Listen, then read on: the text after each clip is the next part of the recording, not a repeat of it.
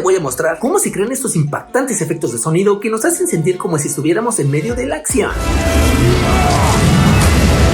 Para crear estos efectos de sonido, los profesionales utilizan una combinación de grabaciones reales y sonidos generados por computadora. La grabación de estos sonidos conlleva un arduo y divertido proceso, el cual consiste en recrear los sonidos que aparecen en pantalla con cualquier objeto y material que tengan a la mano. Los sonidos que en la realidad no existen, como disparos láser, la voz de un robot o los alucinantes hechizos de Doctor Strange, son creados a partir de la manipulación y mezcla en computadora de grabaciones reales. Por ejemplo, el sable de luz de Darth Vader proviene de la combinación del sonido de un proyector y el mecanismo de una tele antigua.